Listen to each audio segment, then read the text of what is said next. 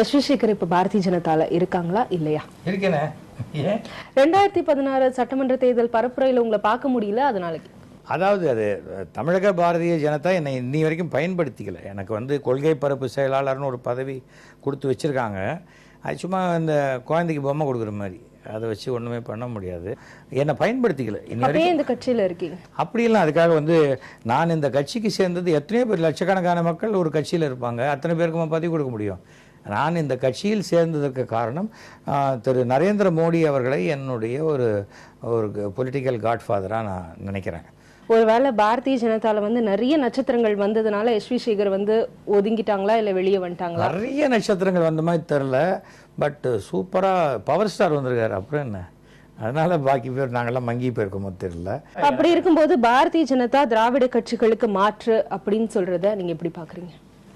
ஏங்க ஒரு தலைவர்கள்லாம் சொல்கிறாங்கன்னா, எனக்கு தமிழ்நாட்டில் தலைவர் வந்து தமிழிசை சொல்கிறாங்கன்னா இல்லை இல்லை அப்படின்னு நான் சொல்லுவேன்னா?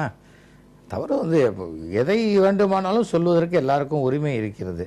எதற்கு யார் மாற்றுங்கிறத மக்கள் தான் தீர்மானிக்க வேண்டும். தவிர வந்து திராவிட கட்சிகள் அப்படின்னா, இது தமிழ்நாட்டில் பாரதிய ஜனதாவில் இருக்கிறவங்க யார்? எல்லாரும் திராவிட நாட்டை சேர்ந்தவர்கள் தானே. அவங்களாம் என்ன சந்திரமண்டலத்தில் இருந்திருக்காங்களா? அதெல்லாம் கிடையாது. நமக்கு திராவிட பாரம்பரிய குணம் இருக்குன்னா அது இங்கே இருக்கிற எல்லாருக்கும் தான் இருக்கும். ஆனால் திராவிட கட்சிகள் செய்யக்கூடிய தவறை பாரதிய ஜனதா செய்யாது. சீட் கொடுக்காத நீங்க எப்படி பாக்குறீங்க? சீட்டு கொடுக்காத நான் ஒண்ணுமே பார்க்கல. சரி, நமக்கு நல்லது தான், வெயில்ல சுத்தமானு விட்டேன். கட்சி சீட்டு கொடுக்கல, கட்சி கொடுத்திருந்தா கட்சிக்கு நல்லது, கொடுக்கலையா எனக்கு நல்லது. நாடகத்துல நட்சத்திரமா இருக்கிற நீங்க அரசியல்ல நட்சத்திரமா இருக்க முடியலையோ அப்படின்னு நினைக்கிறீங்களா?